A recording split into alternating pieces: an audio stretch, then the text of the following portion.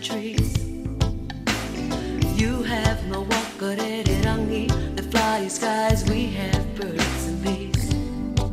So if peace and quiet is what you want, come visit our iwi. If you've got the time, we're not hard to find. Ngati Pro is the place to be. Ko hukurangi te mga, ko aipu te awa. And we are Ngati Pro children. Ngati Pro children. Turanga nui, tu pote kirua. Hide my one and all. Oh, it's worth the tour. Te hoko fitu atu, Ngati Pro tuturu. Te uranga o te ra, to the land of Putukawa. Hide my Aotearoa. Ko hikurangi te mga, ko aipu te awa. And we are Ngati Pro children. Ngati Pro children. Ko hikurangi te mga, ko aipu te awa. And we are Ngati Pro children. Ngati Pro children. Ko hikurangi te mga, ko aipu te awa. And we are Ngati Pro children. Ngati Pro children. Ko hikurangi te mga, ko aipu te awa. And we are Ngati Pro children.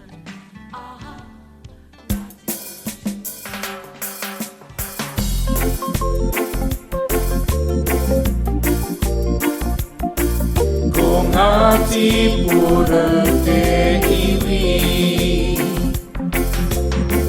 awa haere koe ki hea, e kore te whenua e neke, ka noho tūturu mō toho ki tanga mai. Kia puhia koe, e ngā o te watainga, ko Ngati Pura te iwi. E rere wai aku, e rere rā, ki te moana ki a tangara. Wai aku te awa, tapu te awa o te iwi, ngā koimata o te whenua. E rere rā. Ko marara noho hei, whariki mo te iwi. Ko ngā maunga hei whakaruru paue. E te iwi o te tai rāwhiti, ti hei mauri o rā. E rere wai aku, e rere rā, ki te moana ki a tangara. Wai aku te awa, tapu te awa o te iwi, ngā kaimata o te whenua.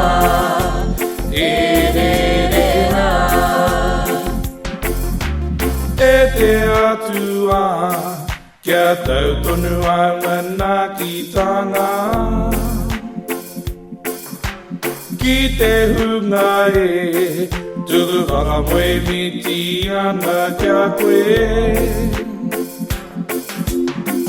O tira, kia mata o te taira whiti.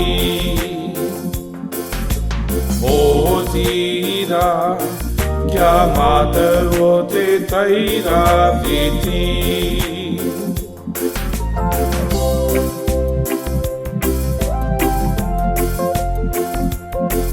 Ko hikurangi te maunga, ko wei apu te awa E i hoa kia tautonu a umanakitanga ki te taira whiti